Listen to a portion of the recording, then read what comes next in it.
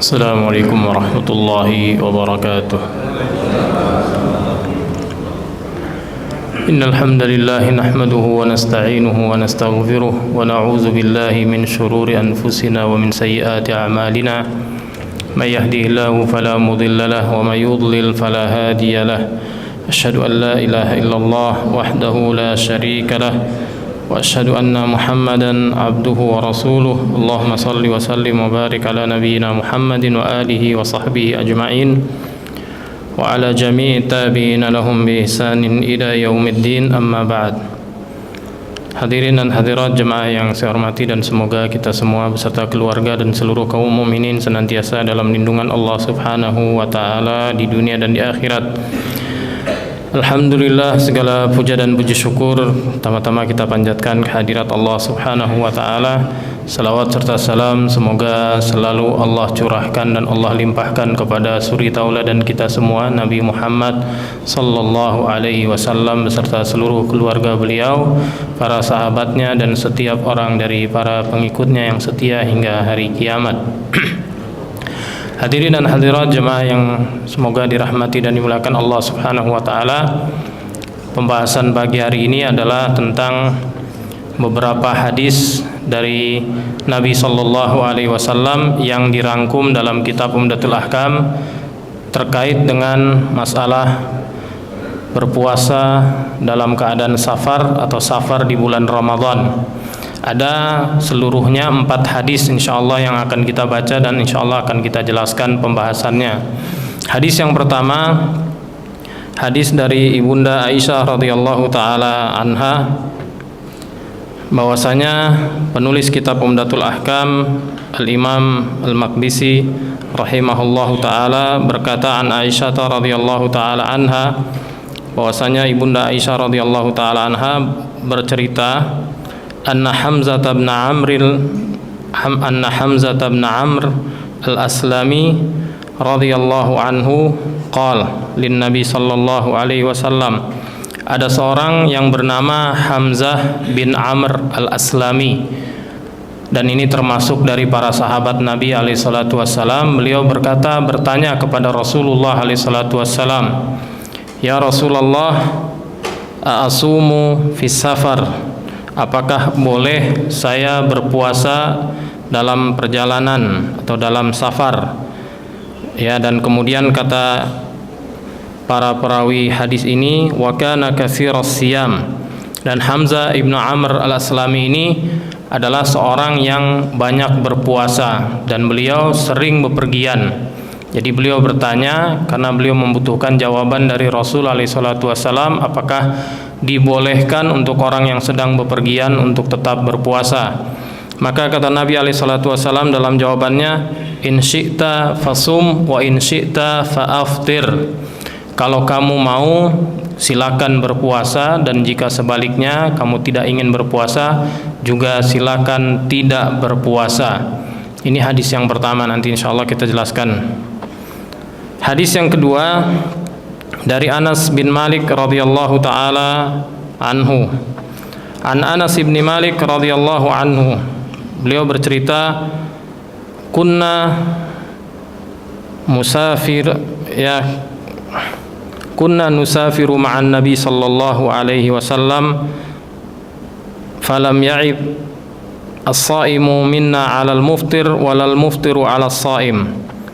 Kami pernah berpuasa atau kami pernah bepergian bersama Rasulullah sallallahu alaihi wasallam, dan tidak ada seorang pun yang berpuasa di antara kami yang mencibir orang yang tidak berpuasa, dan begitu juga sebaliknya. Jadi di antara sahabat-sahabat Nabi sallallahu alaihi wasallam yang ikut dalam rombongan tersebut ada yang berpuasa dan ada yang tidak berpuasa, dan masing-masing ya tidak mencela atau mencibir saudaranya yang berpuasa, tidak mencibir yang tidak berpuasa, begitu juga sebaliknya. Ini hadis kedua. Hadis yang ketiga dari Abu Darda radhiyallahu taala an.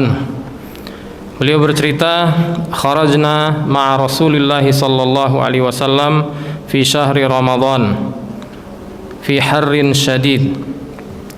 kami pernah keluar bepergian bersama Nabi SAW di bulan Ramadan dalam keadaan cuaca yang sangat panas. Hatta in kana ahaduna la yada'u yadahu ala ra'sihi min shiddatil har, sehingga ada sebagian dari kami yang sampai menggunakan tangannya, meletakkan tangannya di kepala untuk menahan dari terik matahari, dari panas matahari yang sangat membakar pada saat itu. Jadi sebagian dari sahabat Nabi SAW meletakkan tangannya di kepala saking panas cuaca pada saat itu.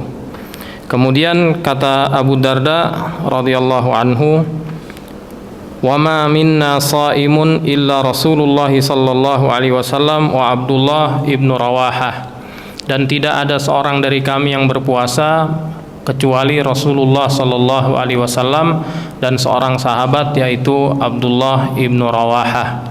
Dan Abdullah ibnu Rawahah ini termasuk dari para penyair-penyair Nabi sallallahu alaihi wasallam. Ya, tapi penyair di sini bukan pemusik ya Pak ya. Bukan pemusik, bukan penyanyi, penyair. Beda antara penyair dengan pemusik dengan penyanyi. Nah, penyair disebut syair, pemusik disebut mughanni, ya.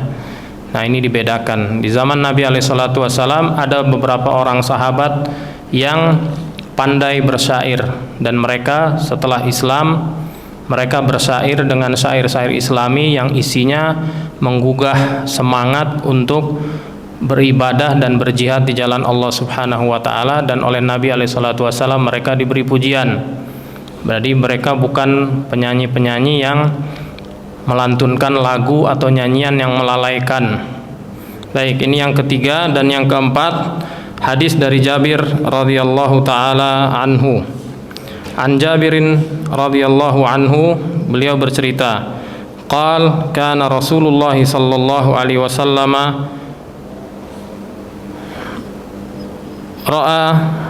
kana Rasulullah alaihi salatu wasallam fi safar. Rasulullah sallallahu alaihi wasallam pernah dalam satu perjalanan, fara'a zihaman wa rajulan qad dhullila alaihi. Kemudian beliau melihat ada kerumunan orang dan melihat ada seseorang yang sedang dipayungi.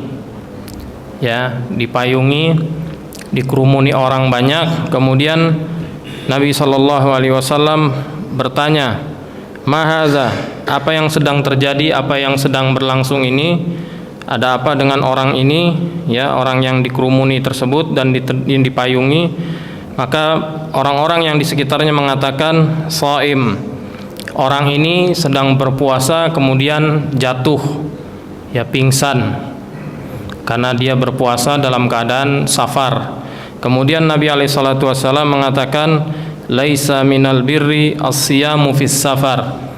Bukan termasuk dari kebaikan berpuasa dalam saat berpergian atau dalam keadaan bepergian. Ini hadis yang keempat. Dan di sini ada tambahan, ya, dalam salah satu redaksi riwayat hadis ini, Nabi SAW berkata, alaikum bi rukhsatillahi allati rakhasa lakum. Hendaknya kalian mengambil keringanan yang Allah berikan untuk kalian. Hadirin dan hadirat yang semoga dirahmati dan dimuliakan Allah Subhanahu wa taala, inilah 4 hadis yang ada dalam kitab Umdatul Ahkam yang seluruhnya disepakati oleh Al-Bukhari dan Muslim, dan temanya adalah tentang bepergian dalam bulan Ramadan atau berpuasa ketika sedang dalam bepergian, dalam keadaan bepergian. Nah, hadirin sekalian yang semoga dirahmati dan dimuliakan Allah Subhanahu wa taala, kita mulai penjelasannya dari kutipan ayat 184 dan 185 dari surah Al-Baqarah tentang salah satu golongan yang diberikan keringanan untuk tidak berpuasa oleh Allah Subhanahu wa taala dengan nas Al-Qur'anil Karim adalah orang yang sedang bepergian. Allah berfirman, faman kana minkum maridhan aw ala safarin fa iddatun min ayyamin ukhar. Ayat ini 184 berbunyi, siapa di antara kalian yang sedang sakit atau sedang bepergian, kemudian tidak berpuasa, maka dia wajib untuk mengganti puasa yang ditinggalkannya tersebut di hari lain di bulan Ramadan sejumlah hari yang ditinggalkan. Kemudian di 185 ayat ini kembali diulangi, atau kalimat serupa kembali diulangi. Allah Subhanahu wa taala berfirman, "Wa man kana maridhan aw 'ala safarin fa iddatun min ayyamin ukhar." Siapa yang sedang sakit dan tidak dapat berpuasa, atau sedang bepergian dan tidak berpuasa, maka dia wajib mengganti puasa tersebut di hari lain. Dan ini kenapa diulangi? Ya, apa rahasianya? Ada pengulangan di dua ayat yang berurutan tentang tema yang sama. Nah, kita pernah menjelaskan sebelumnya bahwa dalam ibadah puasa yang Allah Subhanahu wa taala wajibkan atas kita, atas kaum muslimin, terdapat beberapa perubahan ketentuan. Ya, salah satunya adalah di ayat 184 Allah Subhanahu wa taala menyebutkan setelah kalimat yang tadi, wa 'alal ladzina yutiqunahu fidyatun ta'amu miskin, dan bagi yang sanggup untuk berpuasa tetapi memilih tidak berpuasa, maka kewajibannya diganti menjadi membayarkan fidyah. Ini berlaku pada awal bulan puasa, pada awal ibadah puasa di bulan Ramadan diwajibkan atas kaum muslimin, yaitu ketentuannya awalnya berupa pilihan. Jadi seorang muslim pada awalnya dulu, ya sekarang sudah tidak berlaku lagi, pada awalnya dulu memiliki pilihan antara berpuasa atau meskipun sanggup berpuasa boleh memilih tidak berpuasa, dan kewajibannya diganti menjadi membayarkan fidyah, memberi makan seorang miskin. Nah, ini kemudian diubah oleh Allah Subhanahu wa taala, dihapus dengan ayat berikutnya, ayat 185, dengan firman Allah Subhanahu wa taala, "Faman syahida minkumus syahra falyasumhu." Siapapun yang berada di bulan Ramadan dan dia adalah seorang muslim yang balik, berakal, kuat untuk menjalankan puasa, kemudian tidak sedang menstruasi atau sedang nifas, maka dia wajib untuk berpuasa. Dan ini menghapuskan ketentuan sebelumnya, yaitu berupa pilihan antara berpuasa atau membayarkan fidyah. Kemudian ketentuan untuk membayarkan fidyah itu ya dikhususkan untuk golongan tertentu, yaitu untuk orang yang sudah lanjut usia dan tidak sanggup berpuasa, orang yang punya penyakit kronis yang tidak dapat disembuhkan, kemudian untuk ibu hamil dan menyusui.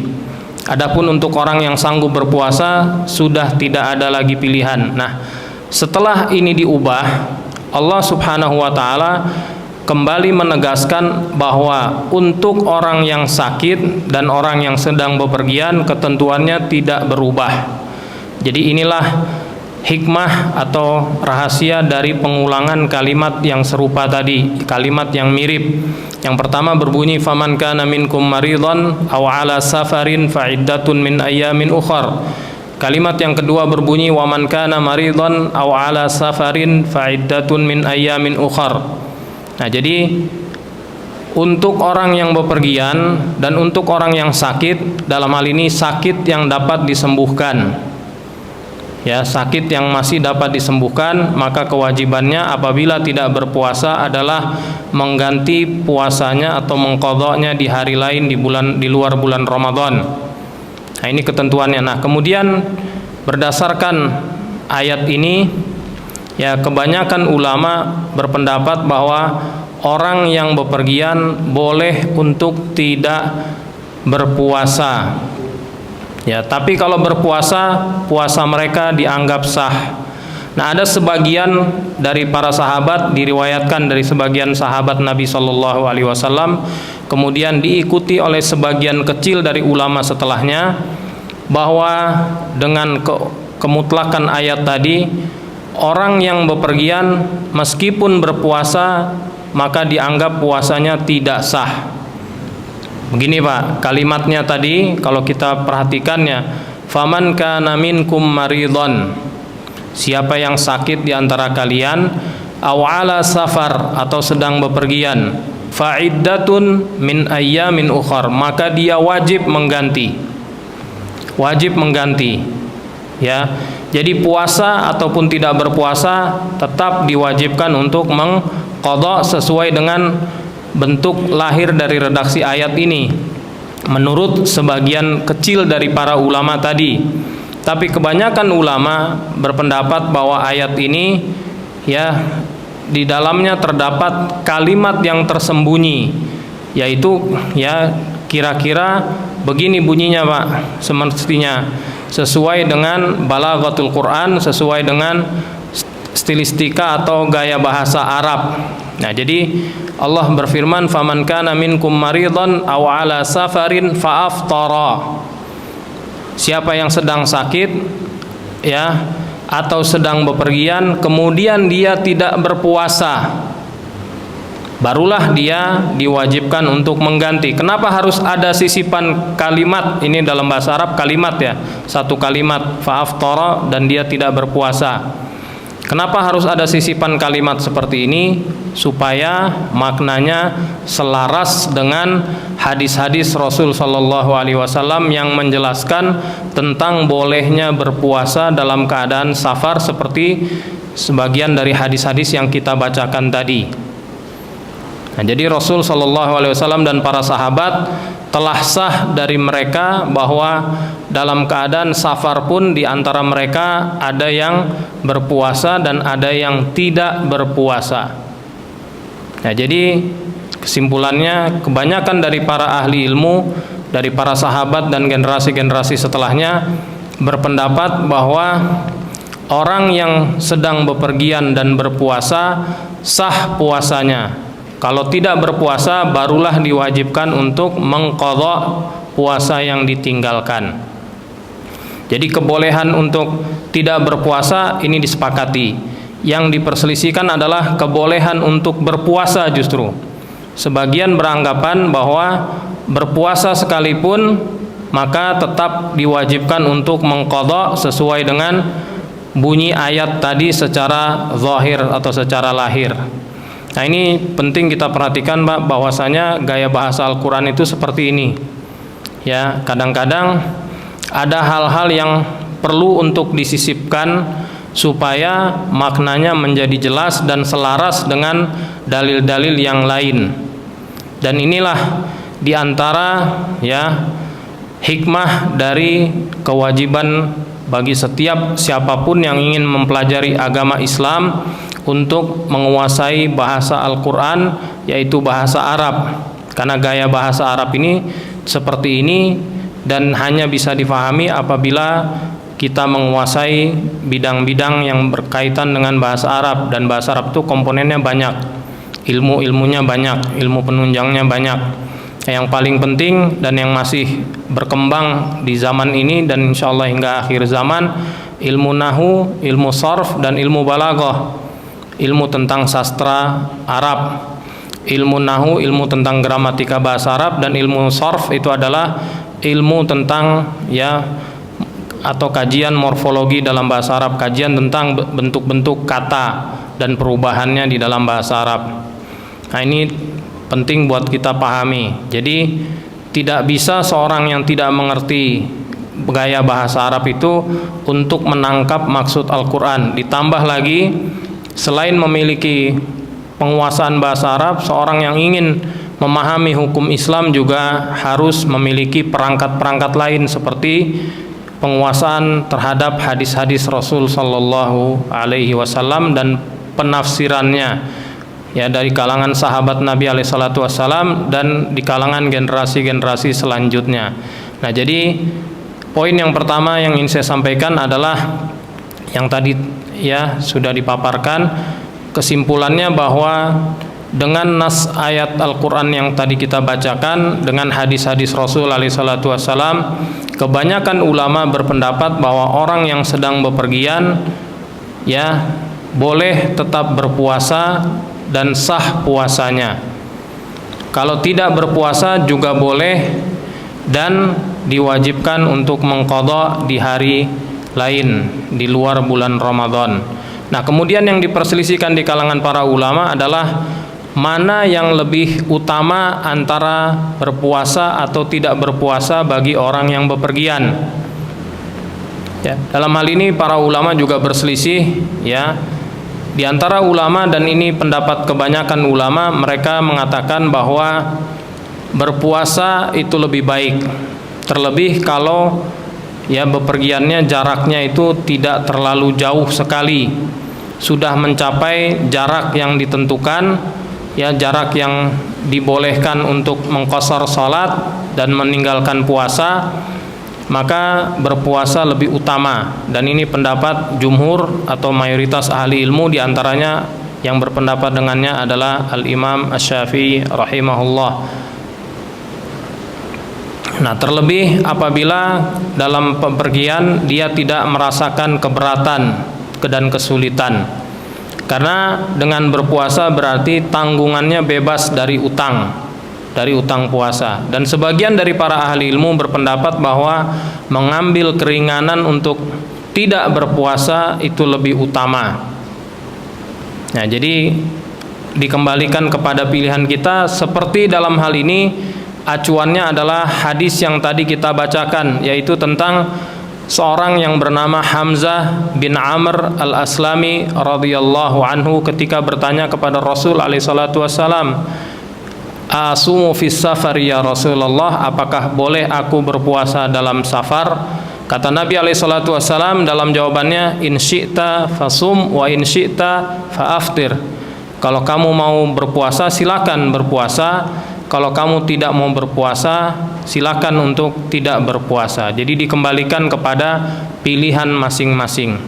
Nah, ini ya terkhusus bagi mereka yang tidak mendapatkan kesulitan untuk berpuasa. Nah, tapi kalau dalam safarnya mendapat kesulitan, apalagi sampai menjadikan orang itu benar-benar keletihan dan mungkin terancam bisa sakit karena tetap berpuasa, maka kewajibannya adalah tidak berpuasa. Nah, kalau tetap berpuasa, maka perbuatannya itu tercela meskipun puasanya sah. Nah, disinilah ya masuk hadis yang tadi kita baca, salah satunya hadis Jabir bin Abdullah radhiyallahu taala anhuma, yaitu ketika Nabi alaihi salatu wasallam dalam sebuah perjalanan melihat ada kerumunan. Ya Pak ya, ada kerumunan tadi, kemudian ada seorang yang dipayungi karena dia jatuh pingsan.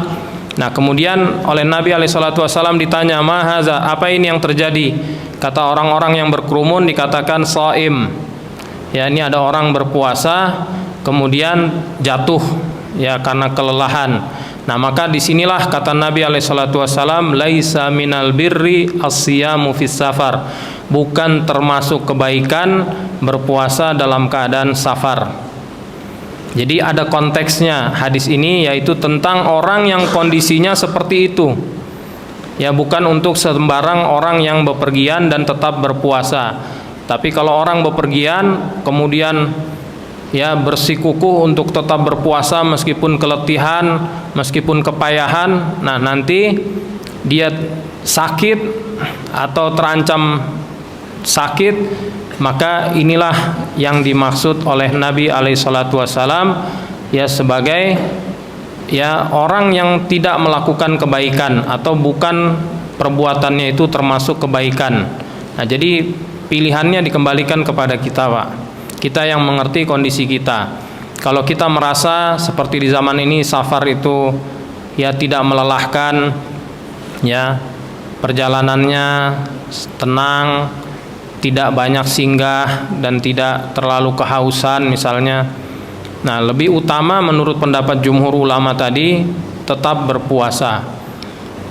Tapi kalau misalnya kita bepergian dan merasakan kepayahan dalam perjalanan, maka utama untuk tidak berpuasa. Apalagi kalau kondisi kita sampai seperti orang yang tadi itu, sampai benar-benar merasa lelah, pusing, mual di jalan. Nah, ini maka lebih baik tidak berpuasa. Ya, nah kemudian di antara poin yang dibahas tentang safar ini, di kalangan para ulama, safar yang dimaksud itu ada kriterianya. Ya. Jadi begini, apakah setiap safar itu membolehkan seorang untuk tidak berpuasa atau hanya safar tertentu saja? Dalam pendapat kebanyakan ahli ilmu, safar yang dibolehkan untuk seorang tidak berpuasa itu adalah safar tertentu saja. Maksudnya seperti apa safar tertentu? Safar yang jaraknya sesuai dengan ketentuan dalam syariat, yaitu untuk membolehkan mengqashar salat. Ya. Nah, dalam hal ini pendapat kebanyakan ulama bahwa safar dengan jarak tersebut adalah safar yang jarak tempuhnya tidak kurang dari sekira 82 kilometeran. Jadi kalau kurang dari itu tidak boleh mengqashar salat dan tidak dibenarkan untuk tidak berpuasa. Ini dalam pendapat kebanyakan ulama.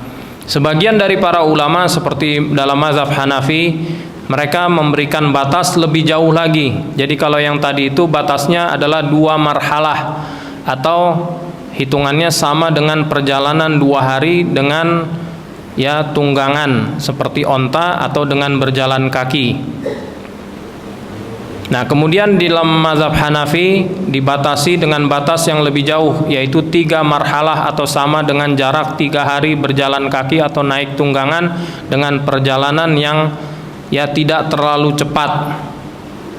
Nah, kemudian di kalangan sebagian ulama ada yang berpendapat bahwa setiap yang dianggap safar meskipun jaraknya pendek itu dianggap safar. Nah, yang mempopulerkan pendapat ini diantaranya di kalangan ulama adalah ahlul zahir atau kalangan tekstualis, dan kemudian pendapat seperti ini dikuatkan oleh Ibnu Taimiyah rahimahullah.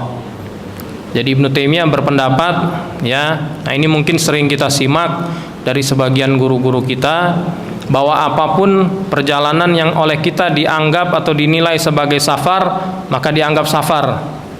Nah, kalau tidak dianggap safar dalam tradisi masyarakat, maka tidak diberlakukan padanya hukum safar. Nah, dari sini Pak, misalnya kemana ya? Ke Pondok Gede Pak, safar. Ditertawakan orang gitu kalau bilang mau kemana? Safar ke Pondok Gede. Ya, nah tapi kalau dari sini misalnya ke Puncak, ya itu masih dihitung safar. Meskipun kalau dihitung dengan jarak dari sini sampai Puncak, kalau kita ambil jalan tol, ya keluar di Ciawi Pak, itu jaraknya belum sampai 80 km, betul nggak Pak? Nah, jadi kalau di pendapat jumhur ke Puncak itu, ya sampai Puncak Pas misalnya atau lebih sedikit lah, itu belum terhitung safar karena belum memenuhi jarak yang ditetapkan. Nah, tapi kalau menurut pendapat semisal Ibnu Taimiyah rahimahullah, itu dihitung safar. Nah, tapi ada hal menarik dalam pandangan Syekhul Islam Ibnu Taimiyah rahimahullah, ya meskipun beliau membasiskan pandangannya pada urf, istilahnya urf itu adalah tradisi masyarakat yang berlaku pada zaman beliau.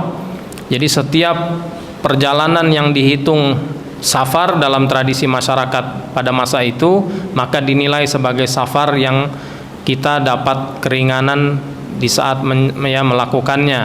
Nah, tapi Ibnu Taimiyah rahimahullah dalam salah satu narasi beliau berpendapat begini, orang bisa saja bepergian dalam jarak yang dekat, tetapi tidak pulang di hari yang sama. Jadi bepergian meskipun jaraknya dekat untuk mencari penghidupan, misalnya di zamannya mencari ya rumput-rumputan untuk hewan ternaknya atau mencari apa yang lain. Nah, kemudian dia mungkin tidak pulang selama 2 atau 3 hari, itu baru dianggap safar. Tapi kalau dia pulang di hari yang sama, oleh Ibnu Taimiyah tidak dianggap safar. Jadi meskipun jaraknya pendek, tetapi ya hanya memakan waktu kurang dari 1 hari, jadi 1 hari yang sama bisa pulang ke rumah, itu tidak dianggap safar. Nah, ini tradisi di masa itu. Ibnu Taimiyah rahimahullah wafat tahun 728 Hijriah.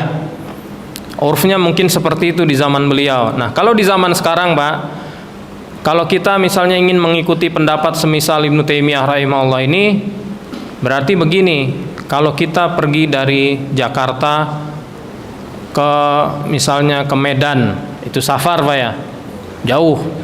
Tapi bisa pulang hari ini juga. Ya.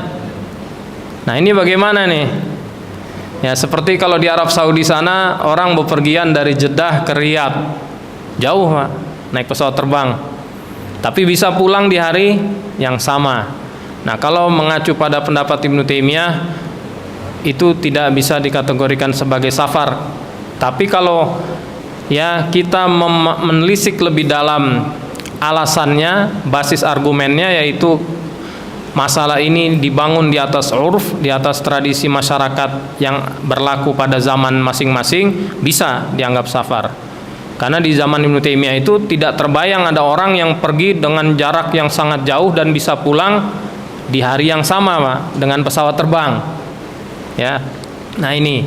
Jadi memang di kalangan ulama hal ini diperselisihkan. Nah, tapi untuk jarak yang jauh ini tidak diperselisihkan. Artinya untuk jarak yang jauh semua ulama bersepakat bahwa itu termasuk safar yang kita diberi keringanan dalamnya untuk mengqashar salat dan tidak berpuasa. Nah, kemudian ada lagi yang diperselisihkan di kalangan ahli ilmu tentang kriteria safar. Apakah safarnya itu harus safar mubah, safar yang diperkenankan di dalam agama, ya, atau boleh juga kita mendapat keringanan dalam safar maksiat? Nah, ini ada satu diskursus dalam agama di kalangan ulama, apakah setiap keringanan itu bisa kita dapat dalam setiap safar, atau hanya khusus untuk safar yang mubah dan safar ketaatan?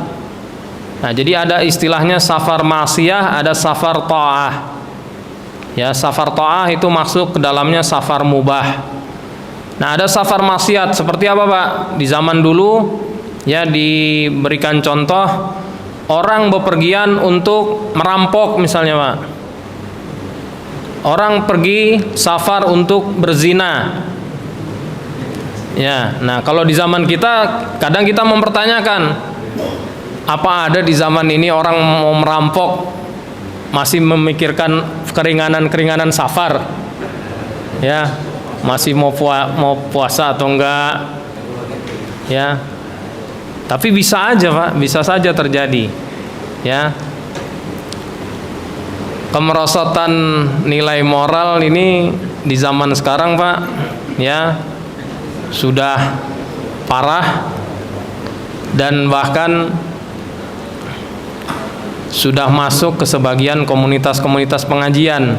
Ya, sekarang kita sampai sering dengar informasi tentang ya orang-orang yang sehari-harinya rajin mengaji, menghadiri pengajian, tapi ya melakukan hal-hal yang dilarang di dalam agama. Ya, diantaranya ya melakukan penyimpangan-penyimpangan seksual atau yang macam-macam lah pokoknya. Ya, tidak layak rasanya kalau dibahas di sini. Tapi intinya, nah kalau dia bepergian dengan tujuan-tujuan bermaksiat, apakah dia juga mendapatkan keringanan safar? Ya, keringanan-keringanan yang diberikan dalam safar atau tidak? Nah, kebanyakan ulama dari 4 mazhab menetapkan safar itu yang ada keringanannya hanya safar ketaatan. Jadi safar ketaatan, safar haji umroh, safar mudik pulang kampung, ya, safar untuk sekedar ya refreshing, healing, Pak ya, rihlah, jalan-jalan. Tapi jalan-jalan ada tujuannya gitu. Bukan jalan-jalan, kalau di mazhab Syafi'i itu ada uraian, kalau jalan-jalan hanya sekedar untuk lihat-lihat pemandangan sekitar tanpa mengambil pelajaran darinya, itu dianggap bukan safar taat, Pak. Ya. Tapi kalau jalan-jalan untuk melihat pemandangan, untuk mengambil ibrah darinya, itu boleh. Termasuk dalam kategori safar mubah, ya, yang kita dibolehkan untuk mengambil keringanan-keringanan safar. Nah, di antara dalil yang dipegang oleh jumhur dalam hal ini, yang hanya membolehkan keringanan safar untuk safar taat atau safar mubah adalah tafsiran dari firman Allah Subhanahu wa taala dalam surah Al-Baqarah. Allah menyampaikan kepada kita bahwa Allah mengharamkan sejumlah makanan. Innama harrama alaikumul maitata wad dama wa lahmal khinziri wa ma uhilla bihi li ghairillah. Allah hanya mengharamkan untuk kalian ya bangkai, kemudian darah, kemudian daging babi, dan juga apa yang disembelih untuk selain Allah. Kemudian kata Allah melanjutkan, famanidturra ghaira bagin wala adin fala isma alaih. Nah, siapa yang terpaksa untuk memakan makanan-makanan yang diharamkan tersebut tanpa melakukan pelanggaran batas, ghaira bagin, tanpa melewati batas, wala adin, dan tanpa melampaui batas, ya, fala isma alaih, maka tidak ada dosa baginya. Nah, sebagian ahli tafsir menafsirkan maksud ghaira bagin wala adin ini adalah keringanan untuk memakan apa-apa yang diharamkan tadi berlaku untuk orang yang ya tidak berbuat maksiat. Di antaranya bagin ini, Pak, bagin ini kita mengenalnya di zaman ini bugot itu, Pak. Orang-orang yang memberontak terhadap pemimpin. Ya. Nah, ini tidak dapat keringanan. Maka dari sini banyak dari para ulama menganggap semua keringanan-keringanan untuk safar itu juga tidak dapat diberikan kepada orang-orang yang berbuat maksiat, ya, atau bermaksiat ketika safar, atau maksudnya bermaksiat dan maksiat itu dilakukan sebagai tujuan dari safarnya, jadi dikiaskan oleh mereka, ya. Dan di kalangan ulama-ulama secara umum di mazhab-mazhab yang tadi disebutkan, selain dalam mazhab Hanafi, sangat populer istilah ya atau kaidah ar-rukhasu la tunatu bil ma'asi. Keringanan-keringanan itu tidak diikat, tidak dikaitkan dengan berbagai maksiat. Jadi pelaku maksiat, termasuk orang yang safar dengan tujuan bermaksiat, tidak dapat keringanan safar. Nah, ini satu, Pak. Nah, tapi sebagian ulama ya seperti dalam mazhab Hanafi, dan ini juga pendapat Ibnu Taimiyah rahimahullah, memutlakan safar.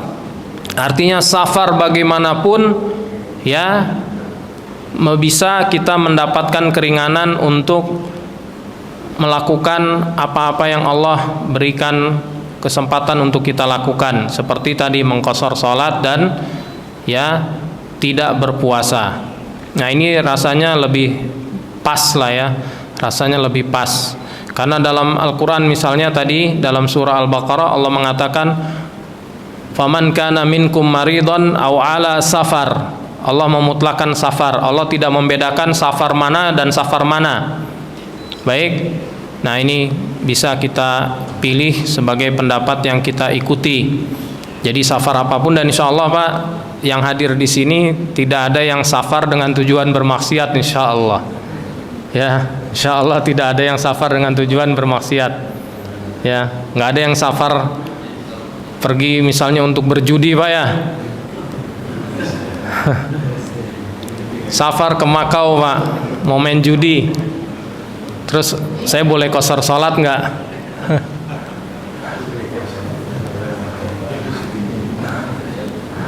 Baik.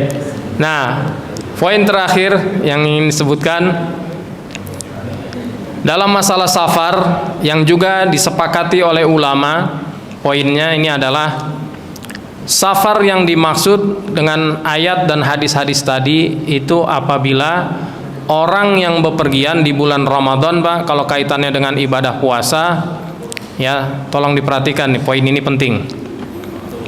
Orang yang bepergian dan sudah melewati batas tempat tinggalnya, batas wilayah tempat tinggalnya sebelum masuk waktu berpuasa, berarti sebelum masuk waktu subuh, ya. Nah, orang yang seperti inilah yang disepakati boleh tidak berpuasa dalam safarnya. Jadi misalnya kita tinggal di sini Pak, kemudian mau mudik, ya akhir Ramadan insya Allah kita butuhkan ilmu seperti ini. Kemudian kita berangkat dini hari sebelum masuk waktu subuh, dan kita sudah masuk jalan tol menuju ke bandara misalnya. Nah, saat kita sudah memasuki jalan tol, ya sudah lewat batas wilayah tempat kita tinggal di sini, sudah lewat kecamatannya misalnya. Nah, dan waktu kita melewati batas itu belum masuk waktu subuh. Nah, ini kita punya pilihan antara mau berpuasa atau tidak berpuasa, Pak. Ya. Nah, tapi kalau kita baru melewati batas wilayah setelah masuk waktu subuh, misalnya berangkatnya sebelum subuh tapi jalannya pelan-pelan nih, kemudian masuk waktu subuh, terdengar azan subuh, kita masih di wilayah kita sini, masih di wilayah Bekasi misalnya lah. Nah, ini berarti dalam pendapat kebanyakan ulama kita harus berpuasa dan tidak boleh membatalkan ibadah puasa kita, ya.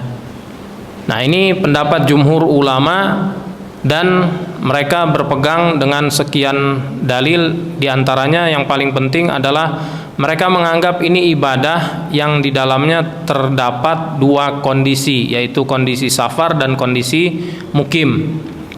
Dan dia sudah memulai puasanya dari saat sedang mukim, maka ini yang harus dilanjutkan.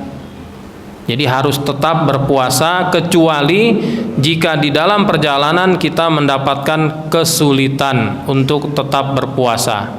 Di perjalanan Pak, udah setengah hari, waduh, haus, mual, pusing. Nah, ini boleh berbuka, tapi berarti bukan karena safar, melainkan karena sakit Pak, karena sakit ya. Nah, jadi alasannya sakit. Nah, ini ya pendapat jumhur ahli ilmu. Sebagian ulama, ini bukan kesepakatan Pak, sebagian ulama berpendapat boleh saja orang yang sudah berpuasa di pagi hari baru berangkat, misalnya mau mudik nih Pak, ya, pesawatnya nanti sore, terus berangkat dari rumah siang, malamnya sudah niat puasa dan sudah berpuasa setengah hari, berangkat. Nah, di perjalanan saya mau buka aja, batalin aja puasanya supaya lebih santai di perjalanan, ya, supaya lebih nyaman, saya mau batalkan puasa. Sebagian ahli ilmu membolehkan yang seperti ini, ya. Nah, yang membolehkan kemudian berpendapat, ya, atau berbeda pendapat menjadi dua pendapat atau tiga pendapat, ya, bisa disederhanakan menjadi dua pendapat begini. Pendapat Al-Imam Ahmad bin Hanbal rahimahullahu ta'ala, beliau membolehkan membatalkan puasa untuk orang yang kondisinya seperti ini tadi. Jadi sudah mulai puasa, tengah hari baru pergi, ini dibolehkan untuk membatalkan puasanya, dengan catatan dia baru boleh membatalkan puasanya setelah tadi Pak melewati batas wilayah tempat tinggalnya. Karena dengan melewati batas wilayah tempat tinggalnya barulah dia berstatus sebagai musafir. Ya, ini pendapat Al-Imam Ahmad. Nah, rekan sejawat Al-Imam Ahmad bin Hanbal rahimahullah wa rahimah jami'al muslimin wal ulama, semoga Allah merahmati seluruh kaum muslimin dan para ulamanya. Pendapat rekan sejawat Al-Imam Ahmad bin Hanbal namanya Al-Imam Ishaq ibnu Rahawayh rahimahullah, membolehkan lebih jauh dari itu Pak. Jadi boleh membatalkan dari sejak di rumah. Nah, dalam hal ini ada sekurangnya ya dua hadis dari sahabat Nabi SAW yang diriwayatkan terkait hal ini. Ada hadis dari Anas bin Malik dalam Sunan At-Tirmizi, dan ada hadis dari seorang sahabat namanya Abu Basrah Al-Ghifari radhiyallahu taala anhuma. Nah, hadis itu keduanya tentang apa Pak? Anas misalnya, Anas pernah satu saat radhiyallahu taala anhu terlihat hendak bepergian. Kemudian ketika beliau baru hendak bepergian, ya beliau langsung minta disiapkan makan. Jadi makan dulu sebelum berangkat. Ya, kemudian orang yang melihat mengatakan, apakah itu sunnah? Kata Anas, ya sunnah. Nah, kemudian di hadis Abu Basrah Al-Ghifari kurang lebih maknanya sama. Intinya, ya, dari hadis-hadis ini sebagian ulama tadi seperti Imam Ahmad bin Hambal dan Imam Ishaq bin Rahawai membolehkan untuk membatalkan puasa bagi orang yang bepergian di siang hari setelah memasuki waktu berpuasa. Ya, tapi mereka berdua berselisih. Imam Ahmad baru membolehkan kalau sudah melewati batas wilayah tempat tinggalnya, dan Imam Ishaq bin Rahawai membolehkan berbuka dari rumah.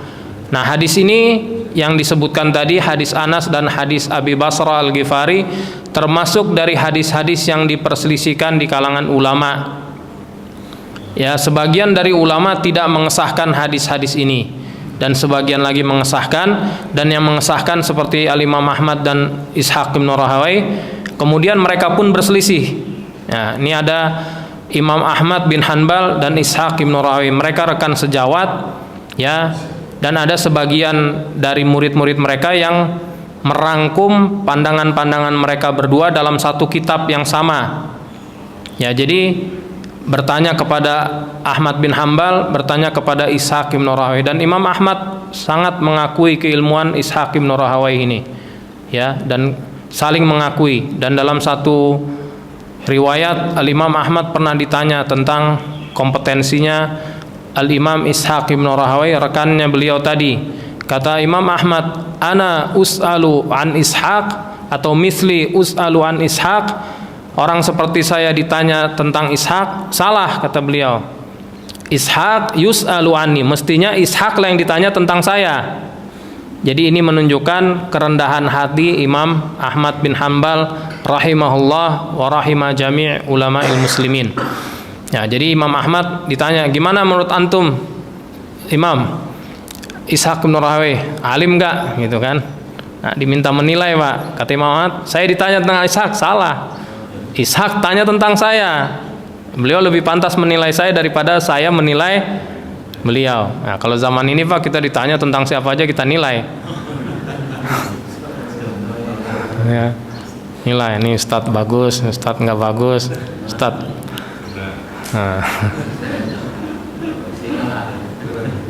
Nah, ini Pak, ini tambahan pelajaran aja ya. Jadi intinya dalam hal ini, ya, ada perbedaan pendapat, dan di antara ulama kontemporer, ya, ada yang mengikuti pendapat-pendapat seperti ini, tapi yang banyak mereka mengikuti pendapat seperti pendapat Al-Imam Ahmad bin Hanbal. Gimana tadi pendapat Imam Ahmad, Pak?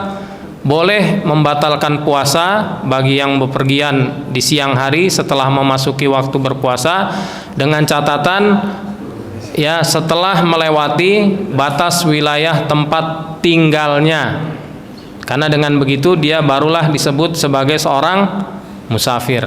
Nah, tapi Syekh Muhammad Nasiruddin Al-Albani rahimahullah, beliau mengesahkan hadis-hadis tadi, dan beliau berpendapat seperti Ishaq bin Rahawai rahimahullah subhanahu wa ta'ala. Beliau menyimpulkan bahwa, ya, hadis-hadis tadi lebih menguatkan pandangan Ishaq. Jadi boleh buka dari rumah, makan dari rumah. Tapi kalau qasar salat tetap beliau nggak membolehkan, Pak, dari rumah. Qasar salat baru dilakukan setelah, ya, setelah kita melewati batas wilayah tempat kita tinggal. Karena itulah, ya, yang menentukan status kita sebagai musafir. Kalau kita masih di rumah, kita masih berstatus sebagai mukim. Nah, ini menjawab pertanyaan mungkin sebagian dari jamaah waktu beberapa pertemuan lalu kita ngobrol-ngobrol di luar, dan pagi ini kan nggak ada sarapan, Pak, ya. Ada yang bertanya, Ustadz, kalau mulainya qasar salat itu di mana? Nah, saya jawab tadi seperti tadi, Pak. Jadi apa? Kita keluar dulu dari rumah, sudah melewati batas wilayah tempat kita tinggal, kecamatan atau kota Bekasi lah misalnya udah lewat. Nah, baru saat itu kita mulai qasar salat. Begitu juga saat pulang. Ya, saat pulang. Ya, sebelum kita sampai di batas wilayah tempat kita tinggal, kita masih boleh mengqasar salat. Ya. Jadi di zaman sahabat Nabi SAW ada sebagian sahabat yang masih mengqashar salat meskipun dia sudah bisa melihat rumah-rumah di kota Madinah dari kejauhan, tapi belum masuk wilayah, Pak. Jadi dia masih mengqashar salat. Nah, kita misalnya masih di rest area misalnya ya, di tol, belum masuk wilayah Bekasi sini. Nah, kita dalam perjalanan pulang masih bisa mengqashar salat. Ya, di tempat persinggahan tadi. Nah, ini mungkin yang dapat disampaikan pada kesempatan pagi hari ini ya, sebagai materinya, dan masih ada sisa waktu sedikit sambil menunggu waktu isyraq. Saya persilakan kalau ada yang mau bertanya, silakan Fadil. Sebelah sana dulu Pak ya. Oh iya. Atau antum dulu Pak, boleh. Pak Fadil udah sering Pak. Kalau fidyah, kalau bayar fidyah apakah tetap harus puasa lagi atau sebaliknya? Artinya kalau berpuasa boleh nggak bayar fidyah? Fidyah itu tadi Pak saya sampaikan berlaku bagi orang yang mampu berpuasa dulu. Setelah ketentuannya diubah, fidyah itu hanya dibolehkan untuk atau diwajibkan untuk orang tertentu, yaitu orang yang sudah lanjut usia, tidak sanggup berpuasa, kemudian orang yang punya penyakit kronis yang tidak dapat disembuhkan, kemudian ibu hamil dan menyusui. Nah, kalau yang seperti ini kewajibannya membayar fidyah. Dan kalau sudah membayar fidyah, mereka tidak lagi diwajibkan berpuasa. Nah, kecuali dalam kasus ibu hamil dan menyusui. Nah, untuk ibu hamil dan menyusui ini ada beragam pendapat di kalangan ulama. Ya, kalau saya sederhanakan, setidaknya sekurangnya ada 3 pendapat di kalangan ulama. Di kalangan ulama ada yang mewajibkan bagi ibu hamil dan menyusui fidyah juga qadha. Ini yang biasa paling sering diprotes oleh ibu-ibu. Ya, udah fidyah, qadha lagi. Fidyahnya ringan katanya Ustaz, kita bisa, qadhanya berat. Apalagi ibu-ibu yang masih muda, masih masa produktif. Tahun ini hamil, tahun depan menyusui. Tahun berikutnya hamil lagi, berikutnya menyusui. Kapan saya qadhanya Ustaz? Nah, pendapat kedua di kalangan sebagian ahli ilmu, ada yang hanya mewajibkan qadha saja. Nggak ada fidyahnya, qadha saja. Seperti di mazhab Hanafi, qadha saja. Mau dia khawatir terhadap anaknya atau terhadap dirinya saja, intinya wajibnya qadha saja. Nah, ini juga sama seperti yang tadi Pak. Aduh, berat Ustaz. Nah, pendapat ketiga di kalangan sedikit ahli ilmu, tapi ini diriwayatkan dari sebagian sahabat Nabi SAW, hanya fidyah saja. Nah, ibu-ibu senang dengar yang ini. Alhamdulillah, fidyah aja boleh. Ya, karena tadi Pak, berat rasanya buat mengqadha. Tapi pernah juga ada jamaah negur saya, udah sekian tahun silam, Ustadz pilih yang mana? Saya bilang, saya cenderung kalau buat ibu yang masih muda, yang masih produktif, fidyah saja. Wah, kalau saya enggak Ustadz, istri saya dulu hamil berapa anak, tetap qadha, kuat. Alhamdulillah Pak kalau kuat. Masalahnya banyak yang merasa tidak sanggup, tidak kuat. Tapi alhamdulillah sebenarnya kuat Ustaz. Kalau dikuat-kuatin kuat. Nah, jadi begitu Pak.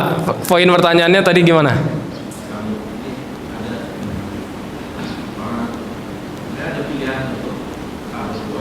Iya. Iya. Oh. Iya. Sumu tasihhu, puasalah niscaya kamu sehat. Nah, hadis itu nggak sah Pak dari Nabi SAW. Hadisnya nggak sah. Ada hadisnya diriwayatkan, safiru tagnamu, bepergianlah kamu niscaya kamu akan mendapatkan keuntungan. Wasumu tasihhu, dan puasalah kamu niscaya kamu akan sehat. Nah, jadi masing-masing Pak ya menjalankan ibadah sesuai kemampuannya. yang memang sudah lanjut usia, tidak sanggup berpuasa, jangan maksakan diri. Ya, dia malah dapat keringanan, dapat ya pengecualian dari Allah untuk tidak berpuasa dan sebagai gantinya membayar fidyah. Nah, tambahan informasi dari saya, fidyah ini ya dalam mazhab Syafi'i diharuskan dibayarkan per hari, atau kalau disegerakan hanya per 2 hari. Jadi hari ini dan hari esok. Ya, malam misalnya, nanti malam buat hari ini dan hari esok. Tidak boleh, disepakati ulama, untuk dikeluarkan sebelum bulan Ramadan tiba. Di bulan Ramadan dikeluarkan idealnya per hari. Kalau ditunda di akhir bulan boleh, atau setelah lewat bulan Ramadan boleh. Ya, dan tidak ada denda keterlambatan. Nah, tapi di mazhab sebagian ulama seperti di mazhab Hanafi, setelah masuk bulan Ramadan, orang yang merasa memang dia tidak akan berpuasa selama bulan Ramadan karena sudah lanjut usia, boleh Pak menyegerakan membayarkan fidyahnya untuk 1 bulan penuh. Boleh di awal bulan, boleh di pertengahan. Ini rasanya lebih mudah ya. Jadi boleh dipilih. Nah, kalau praktik sebagian sahabat Nabi SAW seperti Anas bin Malik radhiyallahu anhu, ketika beliau sudah memasuki usia lanjut, beliau tidak berpuasa lagi karena usianya sudah lebih dari 100 tahun, Pak. Sudah lebih dari 100 tahun. Nah, di akhir bulan Ramadan beliau membuat makanan ya untuk 30 orang. Kemudian beliau mengundang fakir miskin makan sama-sama. Ini seperti yang pernah saya sampaikan, Pak, fidyah ini berupa makanan, bisa ditunaikan dalam bentuk ya makanan matang. Ini pendapat sebagian ulama. Kebanyakan ulama berpendapat berupa makanan pokok mentah dan diserah terimakan kepemilikannya kepada penerima fakir dan miskin. Nah, tapi kalau kita mengikuti yang makanan matang, boleh mengikuti prakteknya Anas bin Malik radhiyallahu anhu. Beliau bikin makanan, ya diundang olehnya, kemudian orang-orang fakir miskin menikmati makanan bersama-sama. Jadi bisa untuk orang yang sudah tidak sanggup berpuasa karena berusia lanjut, bikin makanan, nggak usah disampaikan judulnya fidyah, Pak. Ya, nggak usah disampaikan tajuknya fidyah, bikin aja tajuknya bukber, buka bersama di akhir bulan. Undang keluarga, tetangga, fakir miskin. Nah, jumlahnya disesuaikan ya. Atau mau diperbanyak boleh, karena Allah Subhanahu wa taala berfirman, "Faman tatawwa khairan fahuwa khairun lahu." Siapa yang mengerjakan kebaikan melebihi dari kadar yang diwajibkan, maka itu lebih baik baginya. Diperbanyak, diberi makan berbuka, dibawakan juga masing-masing makanan buat sahur, boleh. Atau yang diundang fakir miskinnya lebih dari 30 orang untuk 1 bulan. Ya, kita tidak puasa 1 bulan, atau di rumah ada orang tua kita yang sudah berusia lanjut tidak puasa, kita bikinkan makanan, undang 60 orang, undang 100 orang, atau sekian orang yang sebanyak mungkin, karena kita ingin lebihkan, ingin bersedekah lebih banyak. Itu boleh, Pak. Ya, jadi kalau ditanyakan poinnya tadi, Pak, orang sudah tidak sanggup berpuasa, tapi dia pengen sehat karena mengacu pada hadis yang tidak sah. Nah, itu jangan, Pak. Nanti malah ya dia bisa termasuk dari orang yang mempersulit dirinya sendiri, atau bahkan bisa dikategorikan sebagai orang yang membinasakan dirinya sendiri. Baik. Kasih uang boleh, Pak, asal dipastikan uang itu dibelikan makanan. Karena ya fidyah itu ketentuannya dengan nas Al-Quran, fidyatun ta'amu miskin. Nah, kalau kita langsung kasih uang gitu aja, Pak, ya bisa, tapi diberikan ya tambahan keterangan, ini buat makan ya, jangan buat beli pulsa. Nah, apalagi nanti dibeli rokok, Pak.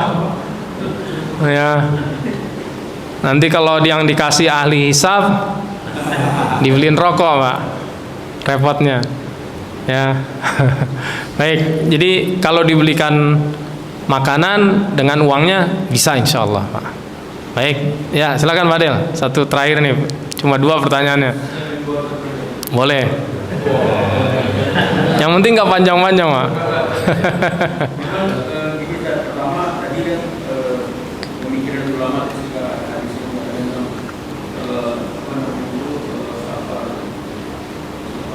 Taat, maksiat. Saya juga soal mandat kok bisa terpikirkan atau dipikirkan. Misalnya saya di posisi saya adalah mengkopet. Ya. Saya berpuasa. Ya. Saya melakukan profesi yang sudah nggak halal. Iya. Jadi berpuasa berarti seolah-olah puasa itu bisa diletakkan dengan apa nilai pahala dan apa wilayah profesi yang dosa gitu ya. Jadi saya berpuasa, tapi saya bukan sholat. Apakah akan diterima puasa saya? Saya ada aja bukan sholat dong. Tapi saya puasa aja, orang banyak puasa. Itu kaitannya. Iya. Itu bagaimana penjelasannya? Yang kedua itu kan. Baik. Sebenarnya kan perlu menegaskan juga ketika antara hadis yang mengatakan jika kita safar memenuhi syarat semua. Kalau kita kaitkan dengan sholat, itu kan kita posturnya lebih diutamakan misalnya. Ya. Ada juga yang mengatakan itu bahwa ulama kita dikasih kemudian Allah yang kita abaikan memang sangat tertolong dan kita bisa bersabar itu kita bisa mengatur sholat itu secara lebih cepat ya. Jadi kalau kita paksakan ikut seperti waktu seperti biasanya kan mungkin agak sedikit sulit ya karena kita perjalanan gitu. Jadi kalau puasa safarnya lain lagi kan kondisinya tidak bisa, cuma orang banyak kecenderungannya disamakan aja. Kalau ini ada kesempatan kemudahan di dunia itu ya dibatalkan aja deh gitu. Padahal masih mampu kita, apalagi misalnya kita contoh baru dulu kan aturannya ketika kita dari misalnya orang para Rasulullah atau sahabat itu dari Mekah ke Madinah, dia tidak langsung panas itu. Tapi sekarang kita lihat lebih cepat, relatif tidak ada terasa yang berat. Kita itulah penegasannya seperti apa?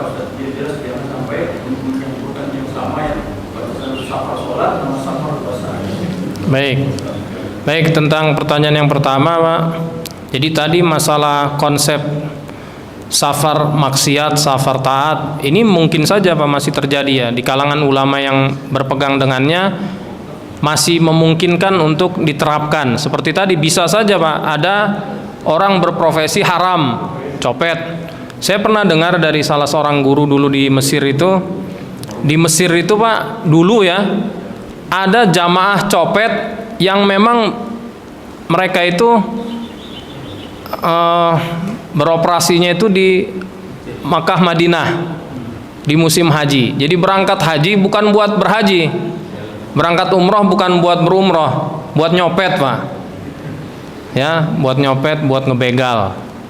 Jadi buat profesi haram. Tapi ya mereka mungkin saja ada yang masih sholat, masih puasa. Ya seperti ini memang dialami oleh sebagian orang yang melakukan dikotomi gitu ya. Jadi membedakan antara hal yang dia yakini wajib tetap dia jalankan, tapi dia melanggar aturan terkait hal yang diharamkan. Ya Pak ya. Ada orang di internet tuh kadang ada kita lihat orang muslim nggak sholat, melakukan bermacam maksiat, tapi kalau disuruh makan babi nggak mau Pak. Makan babi nggak mau, tapi nggak sholat dan nggak melakukan apa-apa yang merupakan kewajiban agama. Tapi kalau makan babi nggak, tapi kalau minum khamr minum. Minum minuman keras minum, tapi kalau makan babi nggak. Nah ini ada saja yang seperti ini. Jadi masih bisa sebenarnya, meskipun ya tadi kalau pendapat yang saya condong kepadanya, semua jenis safar kita bisa gunakan keringanannya. Ya mau safar taat atau maksiat. Jadi tidak ada rumusan yang seperti tadi ini, meskipun ini pendapat jumhur ya, pendapat mayoritas. Nah kurang lebih seperti itu Pak. Nah juga terkait poin yang ditanyakan, orang yang sholat, orang yang tidak sholat tapi berpuasa. Nah ini kan kesalahan Pak di satu sisi dan kebaikan di satu sisi. Berpuasa itu kewajiban, sholat juga kewajiban. Sholatnya tidak dilakukan, puasanya dijalankan. Nah yang idealnya dia harusnya kalau berpuasa juga melaksanakan sholat. Nah, sebagian ulama berpendapat orang yang berpuasa dan tidak sholat, ya terancam mungkin puasanya juga tidak akan diterima oleh Allah Subhanahu wa Ta'ala, karena ibadah sholat itu rukun Islam yang lebih utama daripada ibadah puasa. Nah, jadi idealnya seorang muslim itu ya sholat juga, ya puasa juga. Nah, kalau dia hanya puasa dan tidak sholat, khawatir ibadah puasanya tidak diterima. Apalagi kalau di kalangan ulama yang berpendapat bahwa orang yang meninggalkan sholat dengan sengaja, meskipun masih meyakini wajibnya, itu dinyatakan sudah keluar dari agama Islam. Jadi orang yang kafir berpuasa pun puasanya tidak akan diterima. Ini yang kedua tadi, ya tentang safar dan keringanan-keringanannya seperti qasar sholat dan puasa tadi saya sampaikan Pak Adel ya. Jadi yang pasnya itu kurang lebih adalah dikembalikan kepada masing-masing persona Pak. Dia bisa melihat sendiri gitu, mengukur. Meskipun dia safar nyaman, tapi kan kalau memang safarnya jauh, dia keluar dari rumah sebelum masuk waktu puasa, ini kan disepakati tadi ya, boleh tidak berpuasa. Dia lihat aja mana yang kira-kira lebih pas buat dia lakukan. Kalau memang dia merasa nyaman dan tidak ingin berutang puasa, lebih baik dia puasa. Nah, untuk qasar sholat, utama dia mengerjakan qasar sholat saat dia mengerjakan sholat sendirian. Nah, kalau dia ikut imam, ya maka dia menyempurnakan sholat. Jadi misalnya di perjalanan singgah, ya di masjid, di musola, ikut sholat yang sedang berlangsung berjamaah. Dia ikut sholatnya imam, meskipun hanya dapat 1 rakaat atau kurang dari 1 rakaat, tetap dia harus menyempurnakan. Misalnya singgah di perjalanan, ikut sholat zuhur, hanya dapat rakaat terakhir, kurang dari 1 rakaat, dia tetap harus menyempurnakannya 4 rakaat. Ini dalam pendapat kebanyakan ulama. Sebagian ulama berpendapat kalau yang dia dapat kurang dari 1 rakaat, dia boleh mengqasar. Ya, saya pribadi lebih cenderung kepada pendapat yang pertama tadi. Jadi meskipun dia dapat kurang dari 1 rakaat, dia tetap berkewajiban untuk menyempurnakan sholatnya.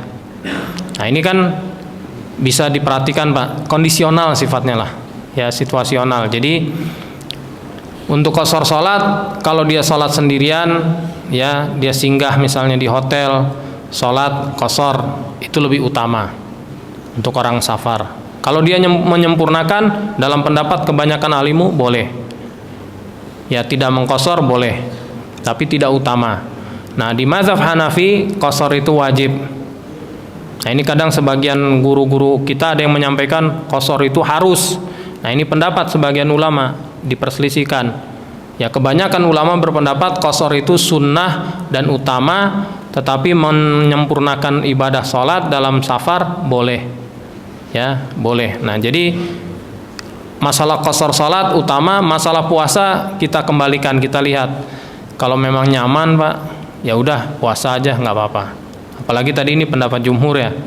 Jadi kalau berpuasa itu lebih utama, terutama bagi mereka yang tidak mendapatkan kesulitan di dalam safarnya. Tapi kalau yang sulit, nah utama untuk tidak berpuasa, bahkan bisa sampai wajib untuk tidak berpuasa, seperti kondisi orang yang tadi dikerumuni orang-orang banyak itu. Dia memaksakan diri nih, saya pokoknya kuat lah. Nah, ini justru ya dianggap berdosa Pak. Dan Nabi SAW tadi di salah satu redaksi riwayatnya mengatakan, alaikum bi rukhsatillahi allati rakhasalakum, hendaknya kalian mengambil keringanan yang Allah berikan untuk kalian. Nah, ini berlaku bagi orang yang kondisinya seperti orang tadi. Ya, juga Nabi SAW mengatakan, laisa minal birri as-siyamu fis safar, tidak terhitung dari kebajikan berpuasa dalam keadaan safar, untuk orang yang kelelahan seperti ini. Nah, sebagai penutup Pak, hadis ini dengan redaksi laisa minal birri siyamu fis safar ini menarik Pak. Jadi begini, biasanya dalam pelajaran bahasa Arab Pak ya, kita seperti di hadis ini kan bunyinya laisa minal bir. Laisa minal bir, kita pakai alif lam. Laisa minal bir as-siyamu fis safar. Al bir, alif lamnya namanya apa Pak? Alif lam al-qamariyah. As-siyam, alif lamnya namanya apa? Alif lam syamsiyah. Sebagian kabilah atau suku-suku Arab di zaman dulu ada yang mengubah al itu dengan am. Ya, ini sekedar tambahan informasi aja penutup. Jadi mengubah al itu dengan am. Jadi bukan alif lam tapi alif mim. Dan hadis ini ya ada di sebagian riwayatnya seperti di Musnad Al-Imam Ahmad, bunyinya laisa minam birrim siyamu fim safar. Jadi alnya diubah semua jadi am. Laisa minal bir, laisa minam bir. As-siyamu am siyamu, fis safar fim safar. Nah, hadisnya sah, Pak. Tapi dilafalkan oleh sebagian suku Arab di zaman dulu, karena suku dan kabilah Arab itu juga banyak jumlahnya dan bahasa-bahasa mereka beragam. Dan dengan keragaman mereka itu juga ya turun ayat-ayat kitab suci Al-Qur'an. Nah, karena itu dalam kitab suci Al-Quran pun kita temukan ada keragaman logat dan dialek, ya, keragaman dalam melafalkan kata-kata tertentu di dalam Al-Quran. Mungkin ini yang bisa disampaikan pada pagi hari ini. Semoga bermanfaat. Semoga Allah Subhanahu Wa Taala memberikan kita kemudahan untuk semua urusan kita di dunia dan di akhirat, memberkahi kita dan keluarga, dan juga melindungi kita dan seluruh kaum muslimin dimanapun mereka berada. Dan semoga Allah Subhanahu Wa Taala mewafatkan kita dalam keadaan baik, keadaan husnul khatimah. Amin ya rabbal alamin. Subhanakallahumma wa bihamdik, asyhadu an la ilaha illa ant, astaghfiruka wa atubu ilaik. Wassalamualaikum warahmatullahi wabarakatuh.